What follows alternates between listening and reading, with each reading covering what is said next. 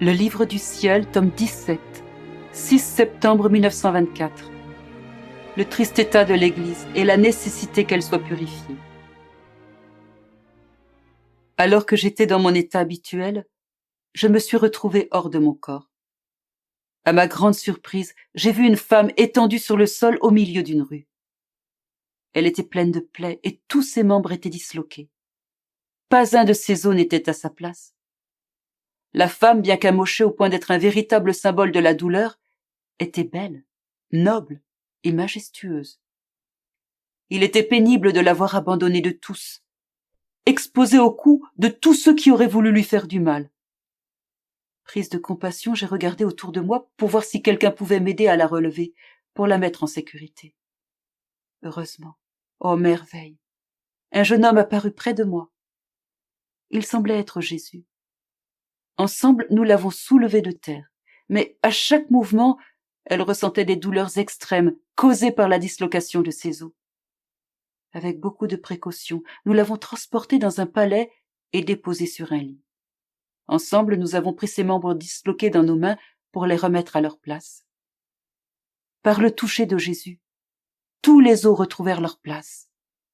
La femme fut transformée en une enfant belle et charmante.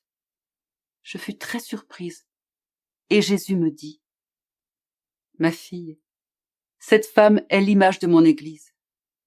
Elle est toujours noble, sainte et pleine de majesté, puisqu'elle provient du Fils du Père céleste. Mais à quel état pitoyable ses membres l'ont réduite. Non contents de ne pas vivre saintement comme elle, ils l'ont transportée au milieu du chemin, l'exposant au froid, aux moqueries et aux coups. En outre, ces enfants, comme des membres disloqués, vivent au milieu de la rue et se livrent à toutes sortes de vices. L'attachement à leurs intérêts personnels, ce qui est prédominant chez eux, les rend aveugles, et ils commettent les offenses les plus odieuses. Ils vivent à ses côtés pour la blesser, et lui disent continuellement : « Sois crucifié, sois crucifié !» Dans quel état misérable se trouve mon Église ? Les ministres qui devraient la défendre sont ses plus cruels bourreaux.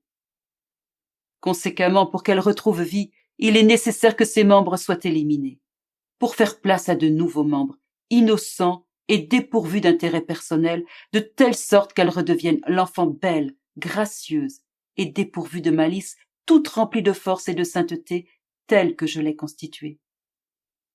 C'est la raison pour laquelle il est nécessaire que ses ennemis l'attaquent, afin que ses membres infectés soient purgés.